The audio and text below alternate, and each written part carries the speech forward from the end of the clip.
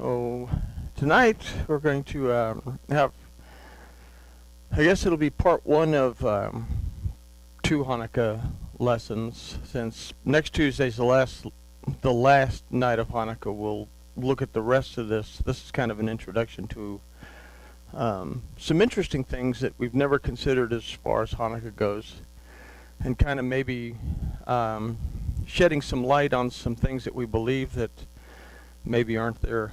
So we'll take a look. Father, we thank you for this opportunity to come together and learn about you and dedicate ourselves to you, seek a relationship with you. We ask tonight that you will open our eyes, open our ears, and open our hearts so we can see, hear, and understand what you have to tell us and what your Torah tells us about this day that we call Hanukkah. And we thank you for it in the name of Yahushua. Amen. All right, so the 25th day of Kislev. We begin an 8-night celebration of Hanukkah. And we light the Hanukkah, and we eat fried foods to remember the miracle of oil. We light the candles for 8 days to remember the miracle of the oil that should have only lasted 1 day, but it lasted 8 days.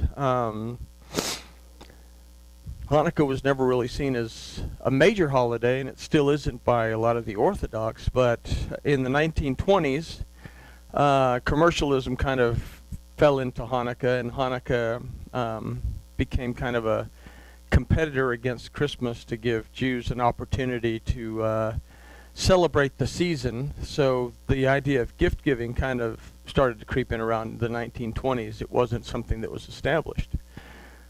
Really, in Orthodox circles, they have the candles at the window. They light the candles. They say the blessing, and that's it. So it became known as the Jewish Christmas. There we go. So a question that we've recently begun to ask ourselves in the last several studies is, why do we believe what we believe, and what's the origin of that belief? So first we have to consider that there's no mention in the Maccabees, okay? And we have the first and second Maccabees that are part of the Apocrypha, and then we have third and fourth Maccabees that we don't read about. But nothing in the Maccabees says anything about lighting the menorah, nor is there any mention of any oil in the story. The legend comes to us from the Amarim, that these are the sages of the Talmud. Now, as far as the Talmud goes, there's very little mention of the actual celebration of Hanukkah, other than there's a few lines in the Babylonian Talmud in the tractate Shabbat that talks about how to light the Hanukkah. You know, we light the shamash, and then we take the shamash and we start to the right, and we light the candles from right to left, which would make sense because we read the Torah from right to left. So we have to ask, if the observance of Hanukkah is not commanded by Yahuwah our Elohim in his Torah, and the story of the oil isn't verifiable, why do we celebrate Hanukkah? And why do we go through the motions of lighting the candles? So we have to look deeper, because Hanukkah is important, and it's a very important occasion once we understand why it's important. So we have the book of First Maccabees 4:36 through 59 tells us why the days came about, and we have a second account as to why we observe these days in 2 Maccabees 10:5 through 9. So let me read these real quick. And what's gone on is there's been a raging war for a couple of years. And the Jews come into Jerusalem. They finally manage to retake the city. They retake the temple. They come into the temple, and it's a disaster. And so we start at 1 Maccabees 4:36. That says, Then said Yehuda, that's Yehuda Maccabee, and his brethren, Behold, our enemies are discomfited. Let us go and cleanse and dedicate the sanctuary. Upon this, all the hosts assembled themselves together and went up to Mount Zion. Then when they saw the sanctuary desolate, and the altar profaned, and the gates burned up, and the shrubs growing in the courts, as in the forest, or in one of the mountains, yes, the priest chambers pulled down, they rent their clothes, and made great lamentation, and cast ashes upon their head. They fell down flat to the ground upon their faces, and blew an alarm with the shofars, and cried towards heaven. Then Yahuwah appointed certain men to fight against those who were in the fortress until he had cleansed the sanctuary. So he chose priests of blameless conversation, such as had pleasure in the Torah, who cleansed the sanctuary and bore out the defiled stones into an unclean place. Now keep that in mind. They tore out, basically, the unclean stones, and they put them somewhere else.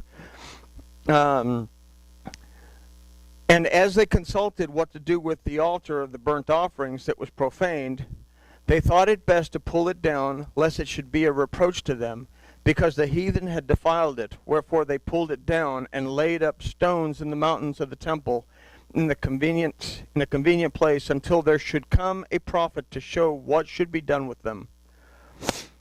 Okay? So they took stones and they put them down until a prophet would come to tell them what to do with the stones. Okay? Kind of an important thing to keep in mind. We'll get into that more next week. But and they made up a sanctuary and the things that were within the temple, and they set the courts apart. And they made also new Kodesh vessels, and into the temple they brought the menorah and the altar of the burnt offerings of the incense, and on the table. And then upon the altar they burned the incense, and the lamps that were upon the menorah they lighted, that they might give light in the temple. So we have a mention that they lit the menorah, and that's as far as it's going to go. Okay? Furthermore, they set the loaves upon the table, they spread out the veils, and finished all the works which they had begun to make. Now on the 5th and 20th day of the 9th month, which is called Kislev, in the 148th year, they rose up early in the morning, and offered a sacrifice according to the Torah, upon the new altar of burnt offerings which they had made. Okay? Look at what time and what day the heathen had profaned it. Even in that it was dedicated with songs and cisterns and harps and cymbals. Okay, so they did this on the same day that it had been defiled the first time. Okay? And so they kept the dedication of the altar 8 days, and offered burnt offerings with gladness, and sacrificed the sacrifice of deliverance and praise. And they decked also the forefront of the temple with crowns of gold, and with shields, and with gates, and the gates and the chambers they renewed. They hung doors upon them. Thus there was very great gladness among the people, for the reproach of the heathen was put away. Moreover, Yehuda and his brethren, with the whole assembly of Israel, ordained that the days of the dedication of the altar should be kept in their season from year to year by a space of 8 days, from the 5 and 20th day of the month of Kislev, with mirth and gladness. Okay, so here we have that Yehuda Maccabee declared that it would be kept for 8 days, this particular celebration. So why 8 days, the celebration? We go to another telling of this story that's found in 2 Maccabees 10, and see, we've talked about the temple and everything. We go to Maccabees 10:5. Now upon the same day that the strangers profaned the temple, on the very same day it was cleansed again, even the 5 and 20th day of the same month, which is Kislev. Okay, so the day again, the day that it had been profaned by Antiochus, it was rededicated to Elohim. That's the 25th of Kislev. Now, here's something about the 8 days. And they kept the 8 days with gladness in the feast of Sukkot, remembering that not long before they had held the feast of Sukkot, when they wandered in the mountains and the dens like beasts. Therefore they bore branches and fair boughs and palms also, and sang psalms unto him that had given them good success in cleansing this place. They ordained also by common statute and decree that every year those days should be kept of the whole nation of the Yahudim. Okay, so a concept here is that we're not able to celebrate Sukkot. So they celebrated Sukkot on the 25th of Kislev, and that's why it went 8 days. And that's a very, very important thing, because now we can go to the Torah and get confirmation as to what the validity is in this particular celebration. Okay? We have a similar story that we'll talk about in a minute, but now we have something that we can go on so that we can understand exactly what's going on.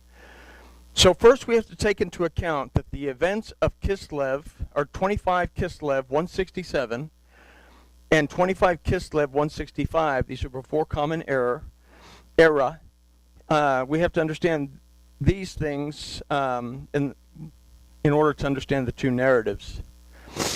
25 Kislev 167 BCE, Antiochus sacrificed unclean animals in the temple and dedicates the temple as the temple of Zeus. Okay? So he defiles the temple. He runs everything out. So we have to consider that a major part of the Jewish population had conformed to Hellenism and were not put off by this act. The majority of the Jews had conformed to Hellenism. They liked being Greek. They didn't really care. They had been doing all kinds of things, reverse circumcisions and all kinds of things, because they wanted to be Greeks. They really didn't care about the other stuff. There's a handful of Jews dedicated to the Torah and to the worship of Seh HaElohim who were outraged by this act and started a campaign of guerrilla warfare against the Greco-Syrians and the ideologies of the Hellenized Jewish population. This was more of a civil war than it was a battle against the Greco-Syrians. It was Torah-observant Jews who basically went into battle against Hellenized Jews to change the entire mindset. This was the Maccabean revolt, and it would continue until 165 BCE when Jerusalem and the temple were retaken by Torah-observant Jews. 25 Kislev 165 BCE, the temple was cleansed. In essence, it was torn down and rebuilt. And we read that they tore the stones down, literally, and they piled them up somewhere, and they replaced them with stones that had not been defiled. So on this day, however, the temple is rededicated to Seh HaElohim, and the appropriate sacrifices, as dictated in the Torah, are offered. The Jews, not having been able to observe Sukkot due to the revolution, began their observance of Sukkot on the 25th of Kislev, 165.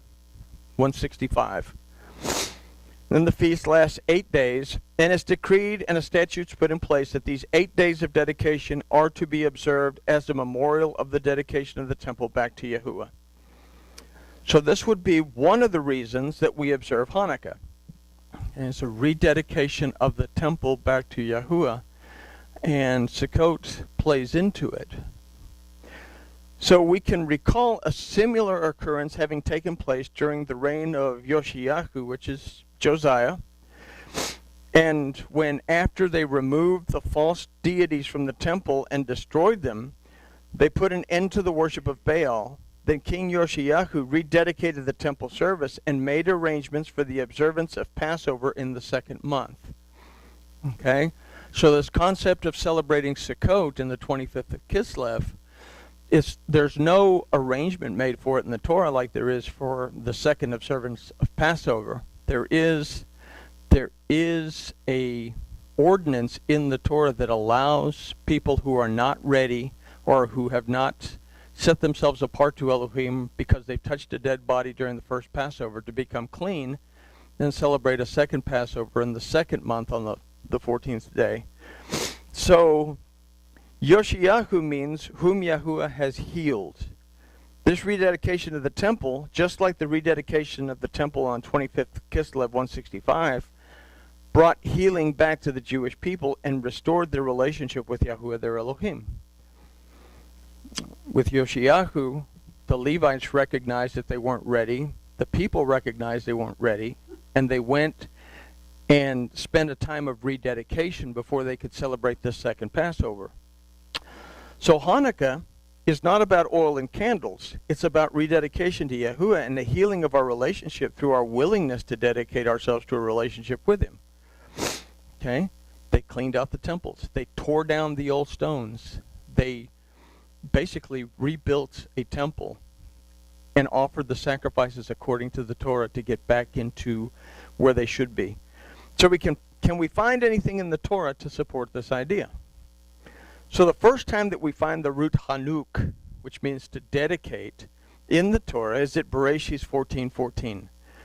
When after Lot is taken captive, Abram gathers his Chaniv, his dedicated servants, to go and rescue Lot and return him to his home in Sodom. So after the rescue, Abram meets with Melchizedek, who's the ruler of Salem, who, after Abraham refuses to take anything from the spoils of conquest, is given 10% of all by Melchizedek. Now, this is a favorite tithe line in Christianity, that Abram gave 10% to Melchizedek. But that's not what the Torah says. The Torah says that Melchizedek gave Abraham 10%, or Abram 10% of everything. Okay? Now, Abram means exalted father. Lot means to cover. Sodom means to be scorched, something that's absent of water. Melchizedek means a righteous king. Salem means peace, or a covenant of peace. So we could take all this and kind of construct an idea that the exalted Father returns the covering to what was absent of water, and his authority to rule is restored to him by the righteous king of the covenant of peace. Okay? We know Yahusha was the king of the covenant of peace. We know a lot of things about Yahusha, that he was actually literally the last rightful king of Israel. He could have taken the throne. Okay? So let's go on. How would this take place? So we go into the Torah and we find the word Hanuk again mentioned in Vayikra when the altar of sacrifice is dedicated. Okay? Yahusha would be the dedicated altar on which the sacrifice would take place to restore the rule of the covenant of peace back to the exalted Father, and restore the covering back to a very dry Adam. Okay? Yahusha was two things. Melchizedek, not only was he the king of Salem, but he was also the high priest. Yahusha was not only the king of Israel, but he was also, now that Yochanan the Immerser was dead, the legitimate high priest of Israel. And as such, Yahusha would be able to offer the sin offering on the altar of sacrifice, and he did this when he offered the Passover. Okay. The next time that we come across the word Hanuk is when Solomon dedicates the temple during Sukkot. The dedication of the temple is during Sukkot, there in I think it's 2 Chronicles 5, 6, and 7. So here Solomon prays and asks Elohim that if the people will call upon the name of Yahuwah and make teshuvah, if Yahuwah will hear them and forgive them. So it's at 2 Chronicles after Sukkot, and this is on the 23rd day of the 7th month, that Yahuwah comes to him in a vision, and Yahuwah answers, yes. If my people will call upon my name and humble themselves and turn from their wickedness, I will hear them and forgive them. So the teshuvah of the people doesn't last long, however, because they once again stray towards the worship of foreign deities. Doesn't take a whole lot of time before they've totally gone in the opposite direction. Manasseh does the absolute worst of everything and then makes teshuvah. And the throne of David is secured, but then it's lost shortly thereafter. Okay, so the throne of David is taken away, and a curse is set in place that there will be no other king from the seed of David to sit on the throne. Literally, the curse is found in Devarim, that if the people will not pay attention to what the Torah says, that they will be taken into captivity. And as a result, they're taken into captivity by Babylon. So both Israel, the house of Israel, and the house of Judah are taken into captivity. Now this is until, in Haggai, we read that Yahuwah will make Zerubbabel the signet, and from him will come a king to sit on the throne of David. This particular act occurs on the 24th and the 25th day of Kislev.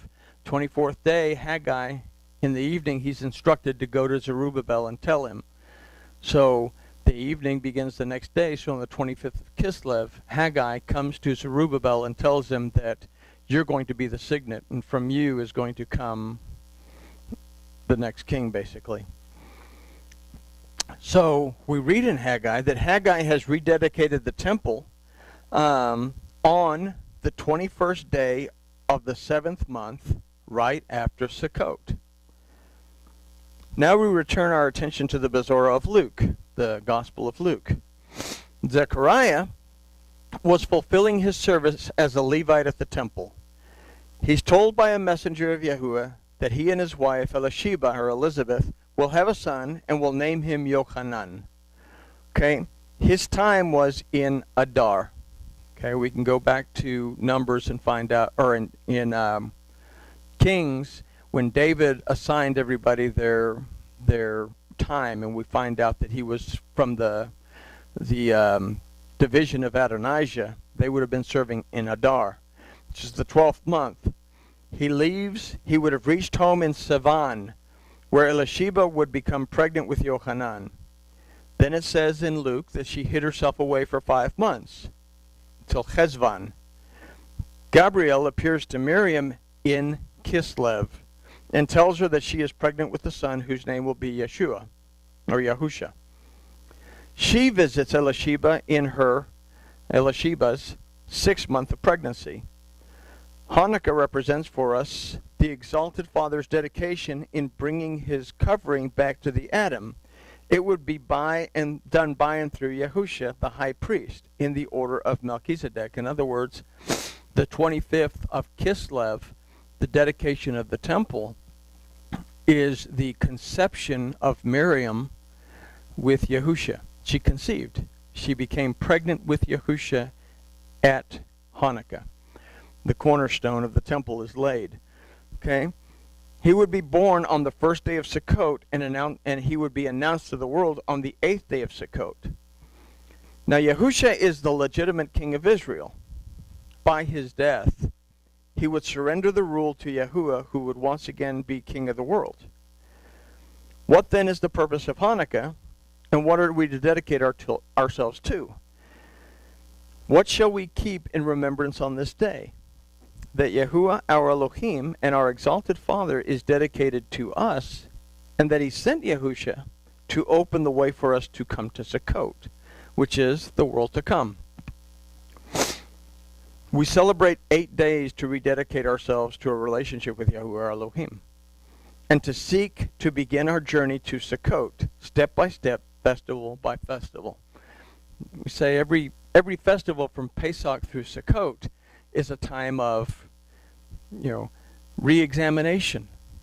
But now, we don't have anything to do until Pesach, until we look at this from a different point of view and understand that, yes, we have this particular day that is in the Torah, if we look deeply enough to understand it.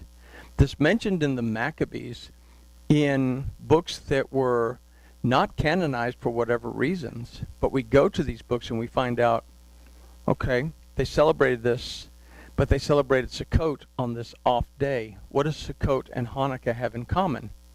Well, the dedication of the temples all 3 times with Solomon, Haggai, and Yeshua. All 3 times occurred around Sukkot. Well, being born on Sukkot. Okay? So we may light the candles and recall the story as given to us by the sages in the Talmud, or we can kindle every light during the 8 days of Hanukkah, reflecting on where we are in our dedication to our Elohim and what we need to change on our journey to reside within his sukkah. So Hanukkah is not about oil and candles. It's about rededication to Yahuwah and a healing of our relationship through our willingness to dedicate ourselves to a relationship with him. So this is the reason for Hanukkah. It's, we have stories, and we have a lot of stories, and we go on the stories that come through us through tradition. But tradition tends to give us this topical idea. Hanukkah's a fun time. We spin the dreidel, we eat gelt, we eat jelly donuts, we fry food, we light candles, we play games, we give gifts. Fun stuff on the surface, just like Rosh Hashanah. Rosh Hashanah, we eat apples and honey, we blow the shofar, we have fun, we have party. But underneath, these are very serious things that we have to take into consideration to understand that we are constantly trying to find out where we are in that relationship and to dedicate ourselves in a way that we should to the Father. And now we're making our way to Passover.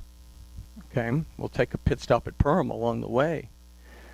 But in these festivals that are not mandated in the Torah, there's still this underlying theme that we have to wake up and understand where we are in our relationship before we get to Passover. Because in Passover, when that gets here, we have to say, yes, I'm ready to enter full-blown, full-blast into a relationship with you. And if I'm not thinking about it for all these months, then something gets lost in the mix.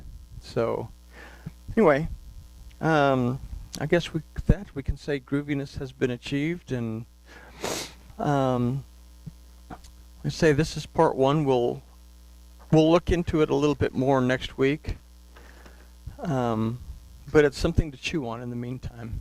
So, there we go. Any questions?